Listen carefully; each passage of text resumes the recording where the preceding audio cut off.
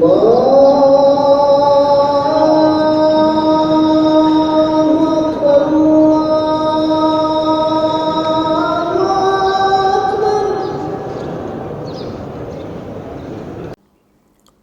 باللہ من الشیطان الرجیم، بسم اللہ الرحمن الرحیم۔ 20ویں پارے کی ابتدا اللہ تعالیٰ نے اپنی قدرت و وحدانیت کے دلائل سے ذکر کی ہے، اور اس میں اللہ تعالیٰ نے 5 بڑی اہم دلیلیں بیان فرمائی ہیں جو اللہ کی وحدانیت اور توحید پر دلیل ہیں۔ نمبر 1، فرمایا کیا وہ اللہ جس نے آسمانوں اور زمینوں کو پیدا کیا ہے اور آسمان سے بارش برسا کر خوبصورت اور تر و تازہ باغات لے لائے ہیں، وہ بہتر ہے یا جنہیں تم اللہ کا شریک ٹھہراتے ہو وہ بہتر ہیں؟ جنہوں نے کچھ بھی نہیں بنایا، جن کے پلے کچھ بھی نہیں ہے، کیا وہ بہتر ہیں یا اللہ جس نے یہ سارا نظام بنایا ہے اور سب باغات اگائے ہیں اور تمہارے لیے رزق کا انتظام فرمایا ہے، یہ رزق دینے والا اللہ بہتر ہے یا وہ جن کے پلے کچھ بھی نہیں ہے اور جو کچھ بھی کرنے کے لائق نہیں؟ یہ پہلی دلیل۔ دوسری دلیل فرمایا وہ محسن حقیقی جس نے انسان کے لیے زمین کو باعث قرار بنایا، اس کے سینے میں نہریں جاری کی، اس کی پشت پر بھاری پہاڑ رکھ دیے، میٹھے اور کھاری پانی کو خلط ملط ہونے سے بچانے کے لیے ان کے درمیان میں اللہ نے رکاوٹیں کھڑی کر دیں۔ کیا اس محسن اور قادر ذات کو بتوں کی مثل ٹھہرانا کسی صورت میں قرین انصاف ہو سکتا ہے؟ کیا تمہارا انصاف اسی کا تقاضا کرتا ہے کہ جو اللہ ایسی کائنات تمہارے لیے بنائے اور تمہارے اوپر اتنا بڑا احسان کرے، اس کو چھوڑ کر تم پھر بھی غیروں کی پوجا کرتے ہو؟ تیسری دلیل فرمایا مجبوری، مظلومیت، بیماری، تکلیف کے وقت بتاؤ تو صحیح کس کو پکارتے ہو؟ کیا مجبوری، تکلیف میں، بیماری میں بتوں کو پکارتے ہو جب تمہیں لاچاری ہو جاتی ہے، یا رب العالمین کو؟ رب العالمین کو اس وقت تمہیں نظر آتا ہے کہ اب اللہ کے سوا اس بیماری سے، اس تکلیف سے نکالنے والا کوئی نہیں، جب سارے اسباب دھرے رہ جاتے ہیں، سارے تمہارے وسائل کٹ جاتے ہیں تم سے اور تم سمجھتے ہو کہ اب کوئی بھی نہیں بچا سکتا، تو اس وقت بھی آخری تمہاری امید کی کرن اللہ پہ ضرور رہتی ہے۔ اور کافر کیا، مومن کیا، کافر بھی ایسے ہیں جو کہتے ہیں اب بھی اللہ بچانا چاہے تو بچا سکتا ہے، اب بھی اللہ یہ کرنا چاہے تو کر سکتا ہے، اس کے لیے کوئی مشکل نہیں۔ تو جس کو تم اپنی بیماریوں، تکلیفوں اور اپنی انتہا پہ جا کے کہتے ہو کہ اب بھی وہ کر سکتا ہے، تو اسی کو ہمیشہ سمجھو کہ وہی سب کچھ کرنے والا ہے اور اسی کی عبادت کرو۔ چوتھی دلیل فرمایا بر و بحر کی تاریکیوں میں راستہ کون دکھاتا ہے؟ بارش برسنے سے پہلے ٹھنڈی ہوائیں کون چلاتا ہے؟ یہ اللہ تعالیٰ کا استفہامیہ انداز ہے، سوالیہ انداز میں اللہ پوچھتے ہیں کہ بتاؤ یہ کام کون کرتا ہے؟ تو انسانوں کی طرف سے ظاہر ہے کہ اس کا جواب اس کے سوا کچھ بھی نہیں، کہ اللہ ہی ایسا کرتا ہے۔ ہمارے ہاتھوں سے گھڑی ہوئی مورتیاں اور بت اور سورج تو ایسا نہیں کر سکتے، اللہ ہی یہ سب کرنے والا ہے، لہٰذا اسی کی عبادت کرو۔ پانچویں دلیل انسان کو ابتدا میں کس نے پیدا کیا، دوبارہ کون پیدا کرے گا؟ پہلے پیدا کرنے والا کون ہے اور دوبارہ بنانے والا کون ہے؟ جواب کہ اللہ کے سوا آپ کے پاس اس کا بھی کوئی اور نام نہیں ہے، کوئی جواب نہیں ہے۔ اللہ ہی ہے جس نے انسان کو پہلی دفعہ بنایا ہے، وہی یقیناً دوبارہ بھی پیدا کرنے پر قادر ہے۔ قرآن کا عمومی اسلوب یہ ہے کہ اللہ کی ربوبیت و وحدانیت کے کائناتی مناظر، نفس انسانی کے حقائق سے استدلال کرتا ہے، یوں وہ پوری کائنات کو بحث و مناظرے کا میدان بنا دیتا ہے، یہاں تک کہ مخالف بھی یہ تسلیم کرنے پر مجبور ہو جاتا ہے کہ اللہ کے سوا تو یہ سارا نظام چلانے والا کوئی نہیں۔ اور جب یہ بات ذہن میں اتر جائے کہ یہ سارا نظام کس نے بنایا، جس نے بنایا وہی معبود ہے، عبادت کے لائق، سجدے کے لائق، جھکنے کے لائق، جو نظام بنانے والا، چلانے والا وہی ہے، تو بس پھر اللہ کے مقابلے میں اور کوئی ٹھہرتا ہی نہیں، کسی اور کی بندگی کا تصور ہی نہیں ابھر سکتا۔ اس لیے اللہ ہی بندگی کے لائق ہیں اور ہم اللہ ہی کے غلام اور اس کے بندے ہیں، اور ہمیں اللہ ہی کے اطاعت میں زندگی بسر کرنی چاہیے۔ عقیدہ توحید کے بعد دوسرا بنیادی مسئلہ جس سے لوگوں کو بہت زیادہ تکلیف رہی وہ تھا آخرت کا مسئلہ، مرنے کے بعد دوبارہ زندگی کا مسئلہ۔ وہ کہتے ہیں یہ کیسے ممکن ہے کہ ہمارے آباء و اجداد اتنے گزر چکے، مٹی میں مٹی مل چکے، اب اتنے صدیوں سے مرے ہوئے آج تک دوبارہ زندہ نہیں ہوئے، تو یہ جو نبی اور رسول کہہ رہے ہیں کہ ہاں سارے مرنے والے دوبارہ زندہ ہو جائیں گے، یہ کیسے ممکن ہوگا؟ اصل میں یہ اس بات کو بہت بڑا سمجھتے تھے کہ بھئی اتنی کائنات مری، اتنے فنا ہو گئے، اتنے ختم ہو گئے، سارے ایک دم سے اگر اٹھ کھڑے ہوں گے تو پتہ نہیں دنیا میں کیا بن جائے گا اور کیا بھونچال آئے گا۔ یہ ایک قسم کا ان کے دل میں بہت بڑا تصور آتا تھا کہ یہ کام جو ہے نا یہ بڑا ناممکن اور بہت مشکل قسم کا ہے۔ لیکن وہ اس بات کو بھول جاتے کہ بھئی جس ذات نے پہلے بغیر کسی نقشے کے، بغیر کسی مٹیریل کے بنا دیا چیزوں کو، تو اب تو ایک چیز کا نقشہ بھی وجود میں آ چکا، اس کا مٹیریل بھی موجود ہے، مٹی کی شکل میں، ذرات میں، جیسے بھی ہے تو صحیح، کچھ نہ ہونے سے کچھ بنانا یہ مشکل تھا، وہ ہو چکا، اب کچھ ہونے سے بنانا تو انسانوں کی نگاہ میں بھی بہت آسان ہے، لہٰذا یہ کوئی نئی بات نہیں تھی۔ ان تمام اعتراضات کا جواب میں اللہ تعالیٰ نے اپنے نبی کو تسلی دی اور مشرکین کو وعید بھی سنائی کہ جو کچھ پہلے مجرموں کے ساتھ ہوا ہے وہ تمہارے ساتھ بھی ہو سکتا ہے۔ زمین میں ذرا چل پھر کر دیکھو تو صحیح، آخرت کا انکار کرنے والوں کا انجام کیا ہوا، مرنے کے بعد دوبارہ زندہ ہونے پر یقین نہ کرنے والوں کا انجام کیا ہوا، ان پہ اللہ کے عذابات کیسے آئے۔ اگر یہ تمہارا دعویٰ درست ہوتا اور تمہارے دعوے کے لوگ پہلے بھی گزر چکے ہیں، ان کا انجام بھی اچھا ہوا ہوتا تو تم خوش فہمی کا شکار رہتے۔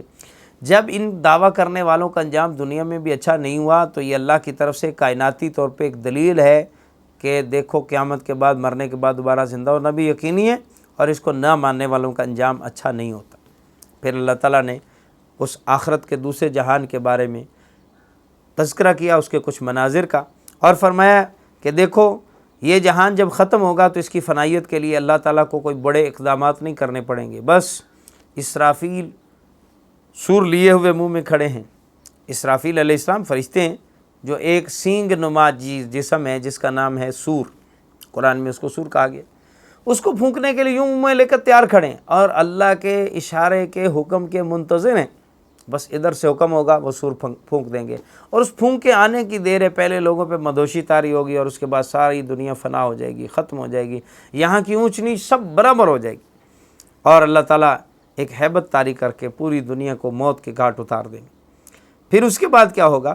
دوسری مرتبہ پھر سور پھونکا جائے گا، اور سور پھونکنے کے نتیجے میں اللہ تعالیٰ تمام مرنے والوں کو دوبارہ زندہ کر دیں گے، اور لوگ اپنی سروں سے اور اپنے بدنوں سے مٹی جاڑتے ہوئے کھڑے ہو جائیں گے، میدان محشر میں جمع ہو جائیں گے۔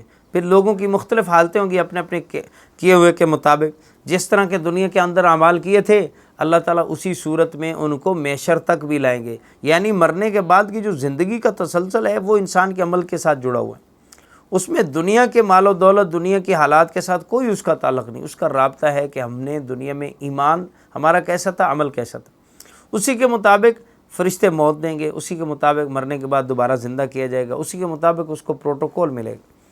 احادیث طیبہ میں اس کی مزید وضاحت کرتے ہوئے آقا دو جہاں صلی اللہ علیہ وسلم نے فرمایا کہ کچھ لوگ وہ ہوں گے وی آئی پی قسم کے لوگ جن کو اللہ تعالیٰ سواریاں عطا کریں گے، اور وہ اکیلے تنے تنا اپنی سواری پر سوار ہو کر میدان محشر کی طرف قبر سے جائیں گے، اور کچھ وہ لوگ ہوں گے جو اکیلے سوار نہیں ہوں گے بلکہ دو دو سواری پر، تین تین سواری پر، 10 لوگ بھی ایک سواری پر سوار ہو کر جائیں گے۔ پھر سواروں کا سلسلہ ختم، پھر پیدل چلنے والوں کا، اور پیدل چلنے والے میں اعزاز کے ساتھ فرشتے ان کو استقبال کرتے ہوئے ساتھ لے کر جا رہے ہوں گے، پیدل بھی اعزاز سے بھی چلنے والے ہوں گے۔ پھر اس کے بعد مجرمین کا سلسلہ شروع ہو جائے گا، جن میں سے وہ متکبر اور اپنی بڑائی اور غرور کے گھمنڈ میں رہنے والوں کو اللہ چیونٹیوں کی شکل میں والے کر دیں، ان کو یہ دکھانے کے لیے کہ جو تمہارا غرور تھا آج اس کا انجام یہ ہے، ان کو چیونٹیوں کی شکل میں محشر میں لایا جا رہا ہوگا، اور بعض مجرمین کو فرشتے لوہے کے بڑے بڑے سریہ نما کرز مارتے ہوئے لے کر آئیں گے کہ چلو محشر کی طرف، اللہ یوں سب کو جمع کریں گے، اور پھر حساب کتاب شروع ہوگا۔ ایک لمبا ایک معاملہ ہے وہ جس سے گزر کر لوگوں کو پھر جنت و جہنم میں جانا ہے۔ یوں اللہ تعالیٰ نے اس صورت کے اختتام پر بتایا کہ انسان کی سعادت یہ ہے کہ وہ اس کتاب مقدس کی تعلیمات کو مضبوطی سے تھام لے، تو یہی اس کی واحد نجات کا راستہ ہے، اور اس سے آخرت میں جو معاملات ہیں ان کے بارے میں جاننے کا واحد راستہ اللہ کی کلام ہے۔ اللہ نہ بتائیں تو انسان کو نہیں پتہ چل سکتا کہ مرنے کے بعد کیا ہونا ہے، اس کا تعلق اس دنیا کے جہان کی عقل اور یہاں کی چیزوں سے ہے ہی نہیں، اس کا تعلق اس بات سے کہ اللہ وحی کے ذریعے بتائیں۔ اگلی صورت سورہ قصص ہے۔ سورہ قصص مکی صورت ہے، اور اس صورت کو جو قصص کہا گیا اس میں نامور شخصیات کا تذکرہ ہے، جن میں حضرت موسیٰ علیہ السلام، فرعون، قارون اور اس کے علاوہ دیگر بعض انبیاء، ان کا ذکر ہونے کی وجہ سے اس کو قصص کہا گیا۔ ان تینوں قصوں کی مناسبت سے صورت کا نام قصص ہے، موسیٰ علیہ السلام کا ذکر، پھر فرعون کا، پھر قارون کا۔ اس صورت کا زیادہ تر حصہ چونکہ فرعون کے ساتھ موسیٰ علیہ السلام کا جو معاملہ پیش آیا تھا اس کے بیان پر ہے، اور اس صورت میں اللہ رب العزت نے جو خاص طور پہ موسیٰ علیہ السلام کا واقعہ بیان کیا اس کی چند ایک جزیات کو ہم دیکھ لیتے ہیں جن سے ہمیں فائدہ ہو، چونکہ یہ واقعہ بہت زیادہ بیان ہوا پورے قرآن میں، پیچھے بھی ہم بیان کرتے ہیں کہ فرعون مصر کا بہت بڑا بادشاہ بنا ہوا تھا، تکبر، ظلم اس کا وتیرہ بن چکا تھا۔ اس نے آج کے سامراج و استعمار کی طرح مصریوں کو مختلف گروہوں اور طبقات میں تقسیم کیا، اور تقسیم کرنے کے بعد ان کا اقتدار سنبھالا ہوا تھا۔ بعض کو بعض کے ساتھ لڑا کر حکومت کرنا حکمرانوں کا پرانا شیوا ہے۔ چنانچہ اس نے بنی اسرائیل کو قیدی بنایا ہوا تھا، غلام بنایا ہوا تھا، اور ان پر ہر قسم کے ظلم و ستم کو اپنے لیے جواز فراہم کیا ہوا تھا۔ اور اپنی قوم قبطی قوم، اس کی قوم کو قبطی کہا جاتا ہے، فرعونی قوم، اس کو انہیں حکمران اور لیڈر بنایا ہوا تھا کہ تم سارے اس مصر کے بادشاہ ہو، تم ہی ہو، اور تم سب پر میں حکمران ہوں۔ پھر اللہ نے کیا کیا؟ اللہ کا ارادہ ہوا کہ اللہ پست لوگوں کو ہمت دیں، حوصلہ دیں، اور جو بالادست ہیں ان کو نیچے کر دیں۔ پھر اللہ نے کمزوروں کو اٹھانے اور زیر دستوں کو بالادست کرنے کا ارادہ کیا۔ انہی حالات میں موسیٰ علیہ السلام کی ولادت ہوئی۔ موسیٰ علیہ السلام کی ولادت سے پہلے فرعون کو ایک خواب آیا تھا، جس خواب کے ذریعے اسے دکھایا گیا کہ بنی اسرائیل میں سے ایک بچہ پیدا ہوگا جو تیری حکومت کے خاتمے کا ذریعہ بنے گا۔ چنانچہ اس نے بنی اسرائیل کے تمام بچوں کو قتل کرنے کا پروگرام بنایا، اور اس طرح اس نے تقریباً 90,000 نومولود بچوں کا قتل کیا۔ اللہ رب العزت نے حضرت موسیٰ علیہ السلام کو اسی دور میں پیدا فرمایا۔ عجیب بات یہ کہ اس سے پہلے اس نے قانون میں تھوڑی ترمیم کی اور کہا کہ ایک سال جو بچے پیدا ان کو چھوڑ دیا جائے، دوسرے سال جو پیدا ان کو مار دیا جائے، تاکہ نفری کم رہے گی، چلو اگر کچھ چھوٹ بھی جائیں گے تو ہم مقابلہ کر لیں گے۔ تو موسیٰ علیہ السلام کو اللہ تعالیٰ نے اس سال میں پیدا فرمایا جس سال میں بچوں کے قتل کا سال تھا۔ حضرت ہارون علیہ السلام اس سال میں پیدا ہوئے تھے جس سال میں بچوں کو چھوڑنے کا سال تھا۔ اب موسیٰ علیہ السلام کی ولادت ہوئی تو اللہ تعالیٰ نے ان کی بچانے کی تدبیر یہ سکھائی ان کی والدہ کو کہ آپ اس بچے کو صندوق میں ڈالیں اور سمندر کے حوالے کر دیں۔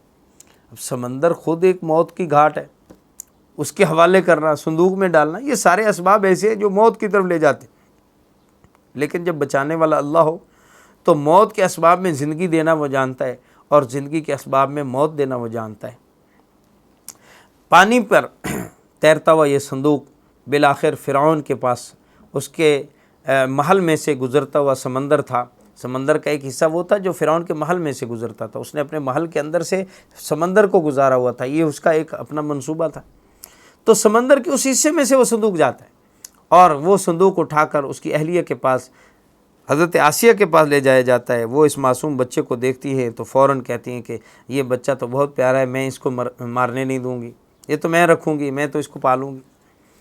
اب فرعون نے اس پر بہت زیادہ کہا کہ مجھے اس کو قتل کرنے دو، لیکن اللہ نے بچانا تھا۔ حضرت آسیہ کے دل میں اللہ نے اتنی محبت ڈال دی کہ انہوں نے ہر طرح سے بچے کو بچایا، اور نہ صرف بچایا بلکہ اس کے لیے اس کی پرورش کا انتظام کیا۔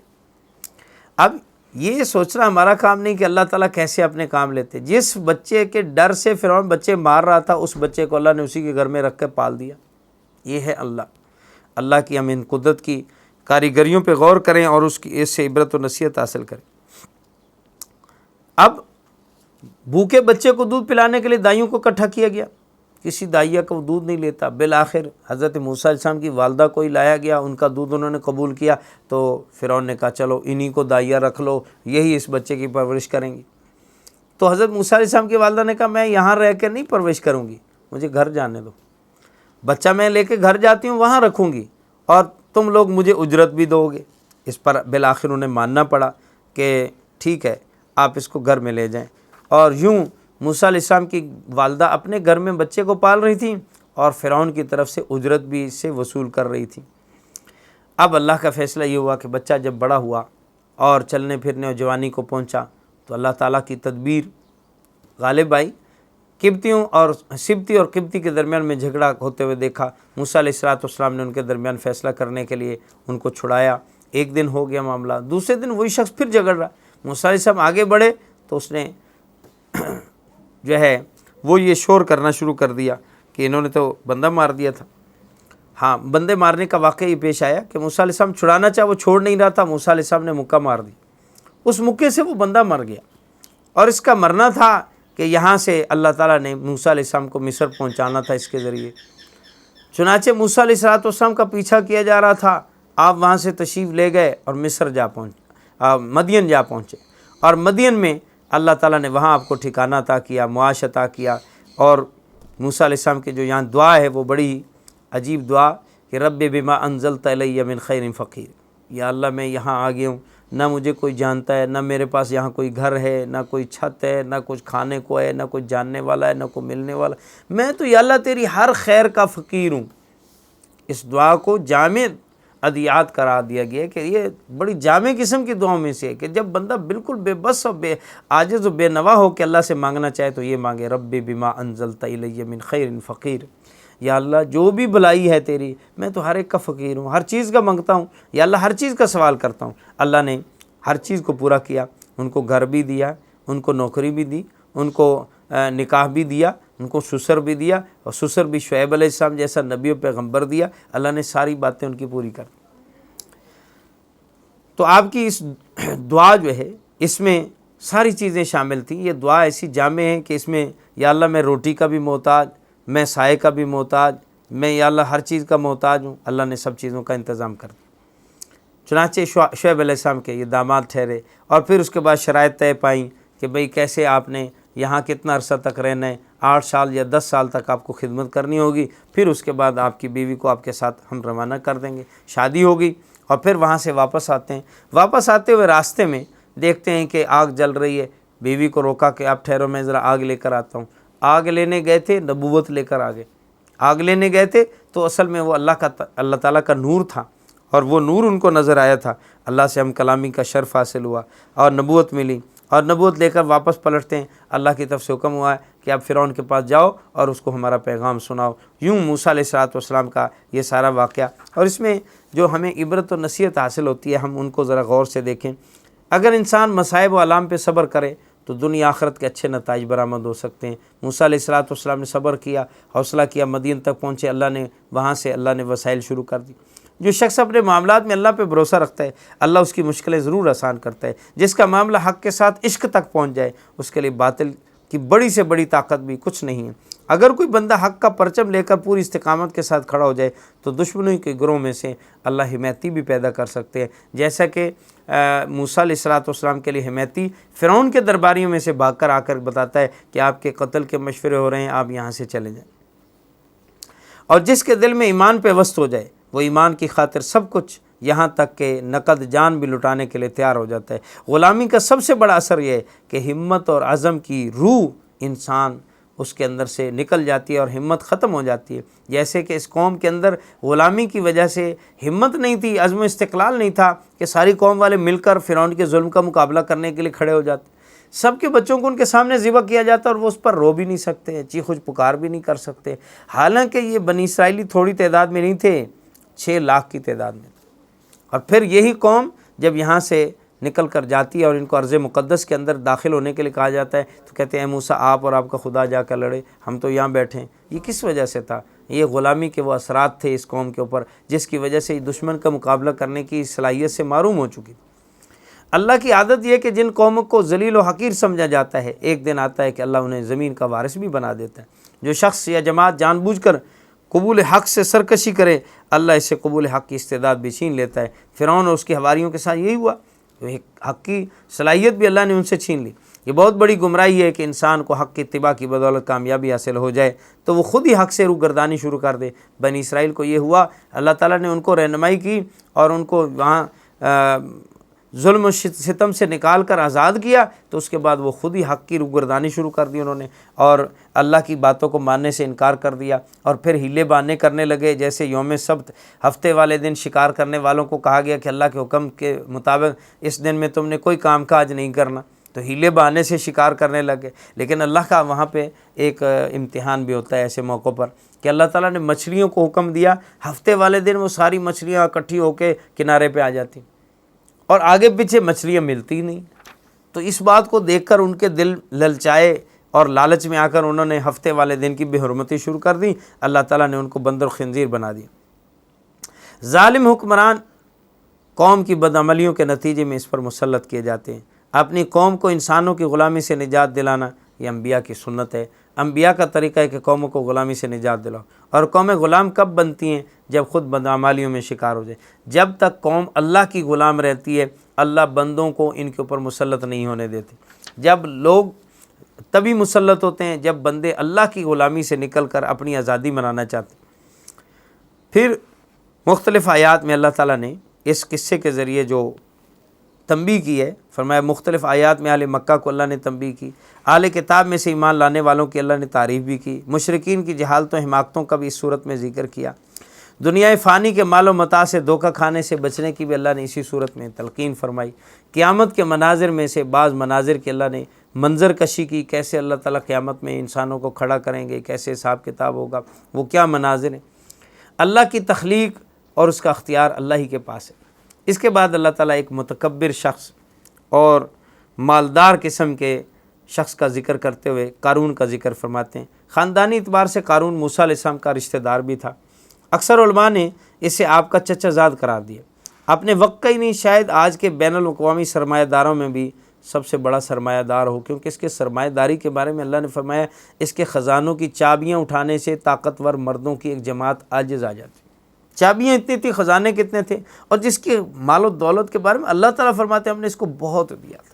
اللہ زمین اور آسمان کے خزانوں کے بارے میں فرمایا کہ چھوٹی سی چیز ہے، یہ تو کچھ بھی نہیں ہے، دنیا تو متاع الغرور، تھوڑا سا سامان ہے، لیکن اس کے بارے میں فرمایا ہم نے اس کو بہت مال دیا تھا۔ کتنا مال و دولت ہوگا اس کے پاس، کتنے خزانے ہوں گے اس کے پاس۔ موسیٰ علیہ السلام نے اس کو بہت سمجھایا کہ دیکھو یہ مال و دولت اللہ کی طرف سے نعمت ہے اور اللہ کا دیا ہوا عطیہ ہے، اس کا ناجائز استعمال نہ کرو، اس کو ناجائز طریقے سے مت حاصل کرو، اور اس پر غرور و تکبر نہ کرو، اور اللہ نے جو اس کے حق متعین کیے ہیں ان حق پر اس مال کو استعمال کرو۔ یہ ہے مالدار کے لیے، ہر ایک کے لیے تعلیم ہے جو موسیٰ علیہ السلام نے اس کو سمجھانے کے لیے باتیں کی ہیں۔ دراصل ہم میں سے ہر ایک روپے پیسہ رکھنے اور مالدار کے لیے یہ سبق ہے، یہ نصیحت ہے۔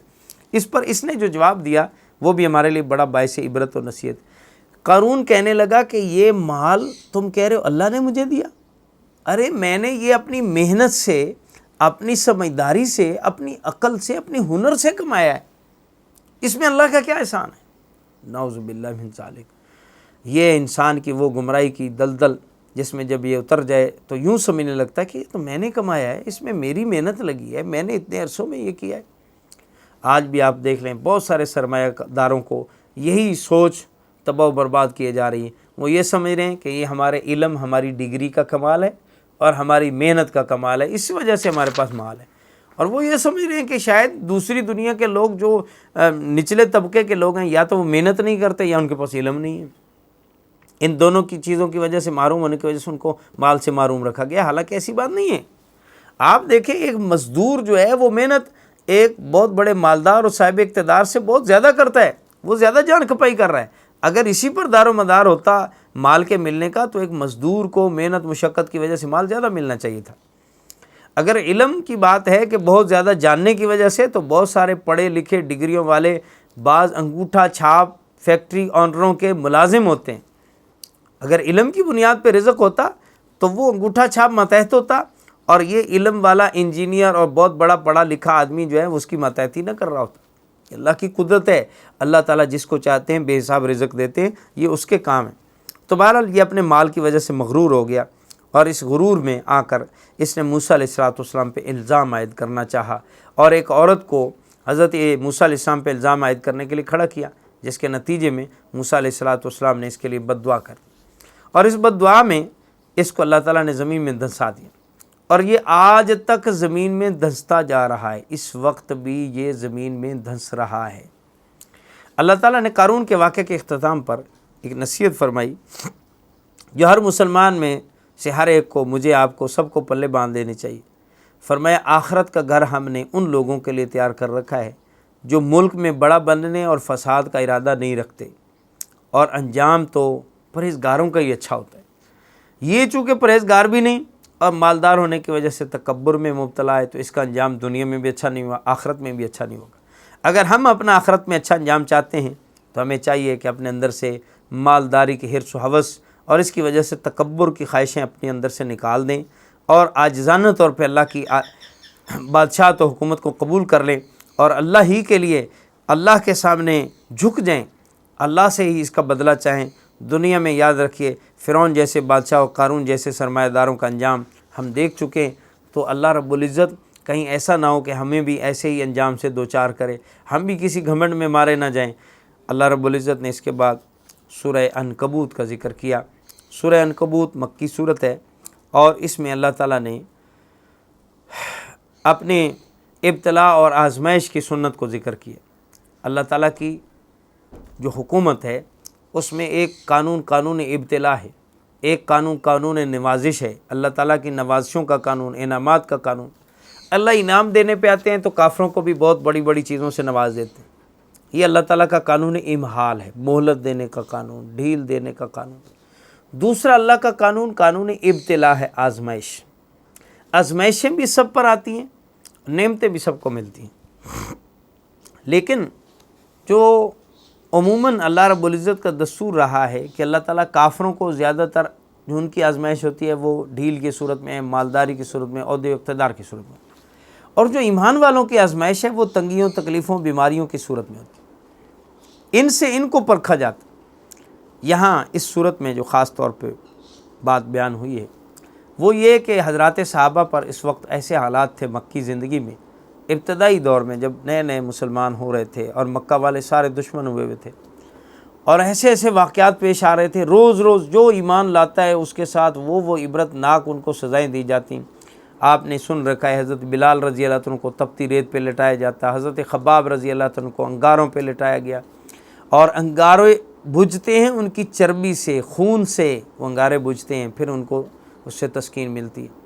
حضرت سمیہ کو 2 اونٹوں سے باندھ کر ٹکڑے کر دیے گئے، چیر دیا گیا، حضرت زنیرہ کی آنکھیں نکال دی گئی۔ یہ حالات پیش آ رہے تھے یکے بعد دیگرے کہ ان تمام حالات سے ایسے دل کے اندر گھبراہٹ کا شکار صحابہ آپ صلی اللہ علیہ وسلم کے پاس آتے ہیں۔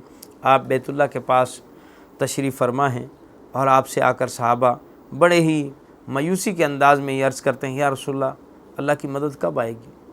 ایمان قبول کرنے کی پاداش میں یہ سزائیں ہم کب تک بھوگتے اور جھیلتے رہیں گے؟ کیا اسی طرح ہمارے ساتھ ہوتا رہے گا؟ ہم ایمان قبول کرتے رہیں گے اور روزانہ اسی طرح سزائیں ہی پاتے رہیں گے؟ اللہ تعالیٰ نے یہ سورہ عنکبوت نازل فرمائی اور اس کی شروع میں ہی اپنی سنت ابتلا کا ذکر کرتے ہوئے فرمایا کہ کیا تم نے گمان کر رکھا ہے کہ تم کہہ دو گے آمنا، ہم ایمان لائے، اور بس تمہیں جنت میں بھیج دیا جائے گا؟ ایسا نہیں ہوگا۔ اللہ تعالیٰ تمہارے ایمان کو اپنے ابتلا و آزمائش کی کسوٹی میں پرکھیں گے۔ تمہیں ایمان لانے کے صورت میں اس ایمان لانے والی بھٹی سے گزارا جائے گا، جیسے سونے کو خالص کرنے کے لیے پگھالا جاتا ہے اور پگھالنے کے بعد اس میں سے میل کچیل الگ کر لی جاتی ہے، خالص سونا علیحدہ کیا جاتا ہے۔ اس کے اندر خلوص کتنا ہے، خالص کتنا ہے سونا۔ اسی طرح فرمایا ایمان والے کو ایمان لانے کے بعد اس نے دعویٰ ایمان کیا ہے، اس نے ایک دعویٰ کیا ہے کہ میں مومن ہوں، یا اللہ میں تیرا ماننے والا ہوں۔ اب اس کے اس دعوے کی تصدیق نہ کی جائے، اس کو آزمائش سے نہ گزارا جائے۔ جیسے حضرت بلال رضی اللہ عنہ کو جب تکلیفیں دی جا رہی تھیں، مشرکین ان سے کہا کرتے کہ بلال کہاں ہے تمہارا رب جس کو تم پکارتے ہو، احد احد، ایک ہی اللہ، وہ تمہیں بچاتا کیوں نہیں؟ تمہیں ان ابتلاؤں آزمائشوں میں کیوں ڈالا ہوا؟ تمہارا رب تو سب چیزوں پہ قادر ہے، پھر تم اس آزمائش سے کیوں گزر رہے ہو؟ تو بڑا پیارا جواب دیتے، فرماتے کہ بات دراصل یہ نہیں ہے کہ اللہ تعالیٰ نے مجھے چھوڑ دیا ہے یا مجھ سے بے اتنائی کر لی ہے، نہیں، اصل میں میرا رب مجھے آزما رہا ہے، دیکھ رہا ہے ٹھونک کر یہ ابھی کچا ہے یا پکا ہے۔ مٹی کے برتن جب بنائے جاتے تھے تو ان کو بنانے کے بعد ان کو آگ میں پکایا جاتا، اور آگ میں پکانے کے بعد اس کو دیکھا جاتا کھڑکا کر، اور اس کھڑکانے کے نتیجے میں اس کا ججرا پن، اس کا پلا پن، اس کے اندر سے کہیں دراڑ ہے تو وہ اس کھڑکانے سے ظاہر ہوتی تھی، اس کو مارنے سے ظاہر ہوتی تھی کہ یہ واقعتاً اس کے اندر مضبوطی ہے، اس میں کوئی سوراخ نہیں، کوئی جگہ نہیں، یہ بالکل پختہ اور ٹھوس بن چکا ہے۔ تو پھر اس صورت میں اس کو کامیاب قرار دیا جاتا ہے۔ فرمایا اللہ کی آزمائش بھی اسی طرح ہے، اللہ مومن کو ابتلا و آزمائش کے اس سمندر میں سے، اس بٹی میں سے گزارتے ہیں، اور پھر جو اس میں کامیاب اور ثابت قدم رہتا ہے، صبر کرتا ہے، حوصلے سے زندگی گزارتا ہے، اللہ تعالیٰ اس کو حقیقی مومن ہونے کا شرف عطا کرتے ہیں۔ صحابہ کے ساتھ ایسے ہی ہوا، اللہ تعالیٰ نے ان کو اس مصائب کی بٹی سے گزارا، اور گزارنے کے بعد ان کو اللہ تعالیٰ نے کامل ہونے کی گارنٹی اور سرٹیفکیٹ عطا فرمایا کہ یہ لوگ ہیں جنہوں نے اللہ کے نبی پر ایمان قبول کر کے ہجرت کرنی پڑی تو گھر بار چھوڑ دیا، اور جہاد اور میدان جہاد میں اترنا پڑا تو اپنی جانیں قربان کر دیں، اور یہ ثابت کر دیا ہے کہ ہمیں جس نبی پر اور جس اللہ پر ایمان لائے ہیں اس کے لیے ہم مرنا بھی جانتے ہیں، کٹنا بھی جانتے ہیں، سب کچھ ہمارا اسی کا دیا ہوا ہے، اسی کے راستے میں ہم قربان کرنا جانتے ہیں۔ اللہ تعالی ہمیں بھی یہ ایمانی جذبات اور ایمانی کیفیات نصیب فرمائے۔ اور سورہ عنکبوت یہاں سے چل رہی ہے۔ سورہ عنکبوت کا مرکزی موضوع ہے سنت ابتلا، اللہ تعالیٰ کی ابتلا و آزمائش کی سنت۔ اس سلسلے میں اللہ تعالیٰ یہاں فرماتے ہیں کہ ایمان والوں کو اللہ آزماتے ہیں اور آزمانا اللہ کا پرانا دستور ہے۔ لہٰذا اللہ تعالیٰ نے اس سلسلے میں یہاں دو قسم کے لوگوں کا ذکر کیا کہ اللہ کی آزمائش سے نکلنے کے بعد دو قسم کے لوگ سامنے آتے ہیں۔ ایک تو وہ ہیں جو مخلص مومن ہیں، خالص مومن ہیں، واقعتاً اللہ پہ ایمان لائے اور ایمان ہی کے لیے کٹ مرنا چاہتے ہیں۔ اس قسم کے ایمان والوں کو اللہ تعالیٰ نے اپنا خصوصی بندہ قرار دیا، ان کو متقی و پرہیزگار قرار دیا۔ اور اس کے مقابلے میں ایک اور طبقے کا بھی ذکر کیا جو دعویٰ ایمان تو کر گزرتے ہیں، جن کو قرآن کی اصطلاح میں منافق کہا گیا، کہ ایمانی دعویٰ تو کر دیتے ہیں، پھر ان پر مختلف حالات آتے ہیں، اللہ تعالیٰ ابتلا و آزمائش کا دور ان پر بھی لاتے ہیں۔ جب ان کے بارے میں فرمایا کہ جب ان پر کوئی تکلیف آتی ہے، جب اللہ تعالیٰ کوئی ان پر ایذا لاتے ہیں، تکلیف لاتے ہیں، آزمائش لاتے ہیں، تو یہ ایسے سمجھنے لگتے ہیں کہ جیسے اللہ کا ہم پر تو عذاب آ گیا، اور اللہ تعالیٰ کے احکام سے روگردانی کرنے لگتے ہیں، یو ٹرن لینا چاہتے ہیں کہ ہم کسی طرح سے ایمان سے ہی نکل جائیں، کیونکہ شاید ایمان کی وجہ سے اگر ایسا ہو رہا ہے تو ہم ایمان چھوڑنے کو تیار ہیں۔ یعنی جب بندے کی یہ کیفیت ہے تو اس کا مطلب یہ ہے کہ اس کو ایمان کی حقیقت نہیں نصیب ہوئی، یہ تو ایمان صرف اس دعوے کی طرح ہے، اس بول کی طرح ہے جو منہ تک ہے، اس سے آگے سینے کے اندر اس ایمان کی حقیقت موجود نہیں۔ تو منافق کی کیفیت یہ ہے جب اس پہ کوئی آزمائش آتی ہے، امتحان آتا ہے، وہ اس کو بجائے ابتلا و آزمائش سمجھنے کے، اس پہ صبر کرنے کی بجائے اس کو اللہ کا عذاب سمجھنے لگتا ہے، اور اس کو یوں لگتا ہے کہ شاید مجھ پہ تو دنیا میں ہی عذاب آ گیا، میرے ساتھ ایسا کیوں، حالانکہ میں تو ایمان کا دعویٰ بھی کر چکا ہوں، اب تو بس اللہ کی طرف سے میرے اوپر انعامات ہی آنے چاہیے تھے، یہ آزمائش کیوں آ گئی؟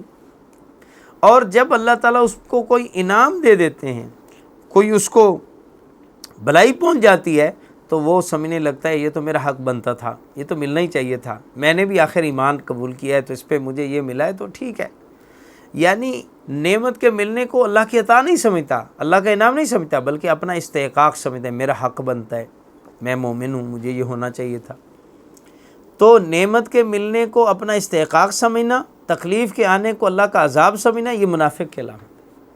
اور تکلیف کے آنے پر اس پہ صبر کرتے، اس کو سہنا برداشت کرنا، اس کو اللہ کی طرف سے آزمائش سمجھنا، اور نعمت کے ملنے کو خصوصاً اللہ کا انعام و اعزاز سمجھنا، یہ مومن کی علامت ہے۔ تو یہ دو اللہ تعالیٰ نے گروہ اپنے سامنے لا کھڑا کیا اور ہمارے سامنے نمونہ رکھا کہ اگر تمہاری سوچیں ابتلا و آزمائش میں منافقوں جیسی ہیں کہ تم اس کو اللہ کا عذاب سمجھ رہے ہو اور اپنے حق کے خلاف سمجھ رہے ہو کہ میرا استحقاق تو مومن ہونے کی وجہ سے نعمتوں والا تھا، یہ عذاب کہاں سے آ گیا؟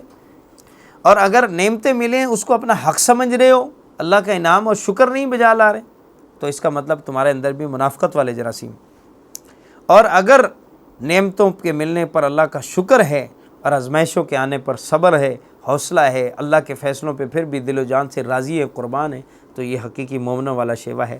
اس کے بعد اللہ تعالیٰ ان آزمائشوں کے سلسلے میں بطور تمثیل کے کچھ انبیاء کا ذکر کرتے ہیں، جن میں حضرت نوح علیہ السلام کا، ابراہیم علیہ السلام کا، موسیٰ علیہ السلام و ہارون علیہ السلام کا قصہ اللہ نے اجمالی طور پہ بیان کیا کہ یہ وہ نبی ہیں جن پہ قوموں کی طرف سے بڑے حالات آئے، خصوصاً نوح علیہ السلام پر بڑی آزمائشیں آئیں۔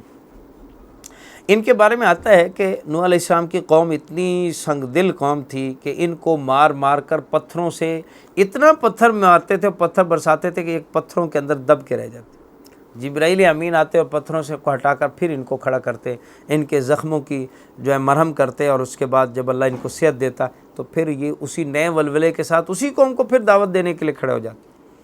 اور اس پتھر باری پر اور اس مارنے پر یہ نوح علیہ السلام کبھی دل برداشتہ نہیں ہوئے کہ اس کی وجہ سے وہ اپنے کام کو چھوڑ دیں۔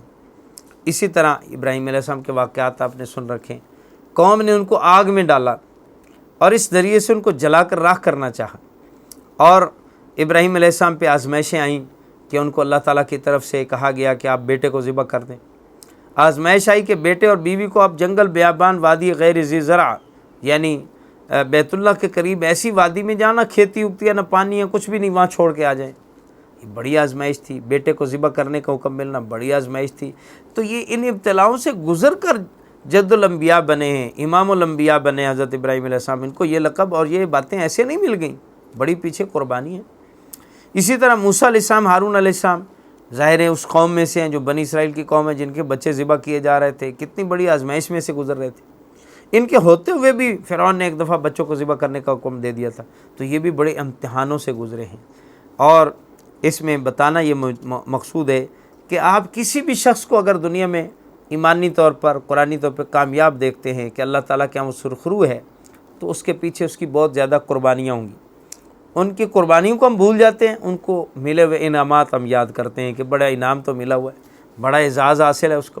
بھئی اعزاز کے پیچھے ان کی قربانی ہے، اس قربانی پہ ہم غور کریں اور اپنے آپ کو پہلے قربانی والوں میں پیش کریں.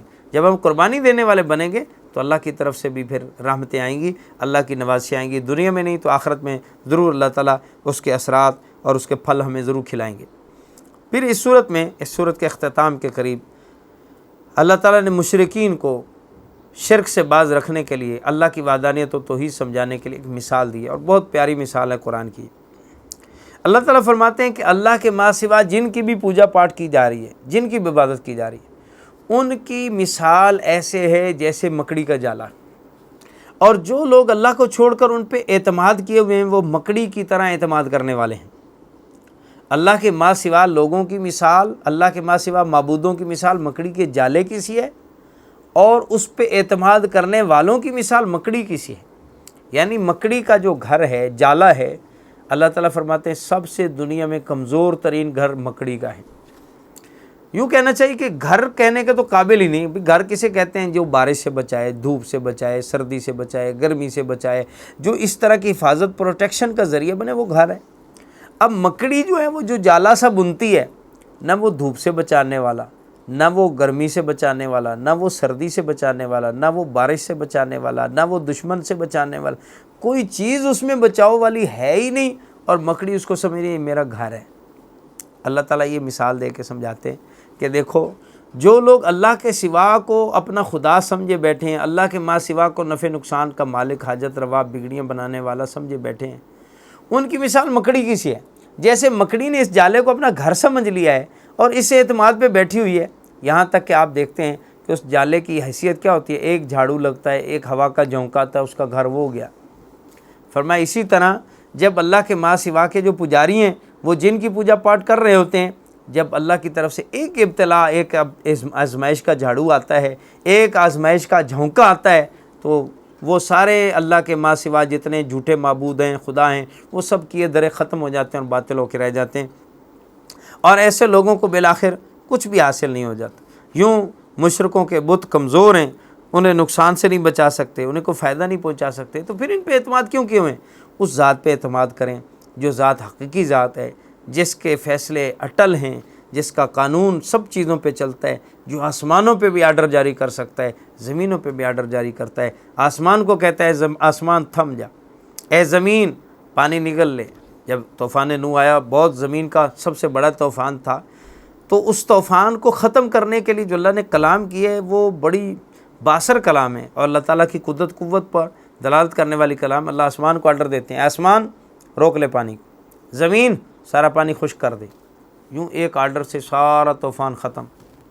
تو جو اتنی طاقتور ہستی ہے اس کو چھوڑ کر ہم چھوٹے چھوٹے ان چیزوں کو سہارا بنائے پھر رہے ہوں جو سارے خود سہاروں کے محتاج ہیں، تو فرمایا یہ بے وقوفی حماقت کے سوا کچھ نہیں. اللہ تعالیٰ ہمیں اللہ عز و جل کی ذات پر، جو عزیز ذات ہے، جو قدیر ذات ہے، جو ساری قدرتوں صفات کی مالک ذات ہے، اس پہ اپنا بھروسہ جمانے کی اور اس کی ابتلاؤں میں بھی اسی کی طرف رجوع کرنے کی توفیق عطا فرمائے. صدق اللہ العلی العظیم. یہاں پر ہمارا 20واں پارہ مکمل ہوا.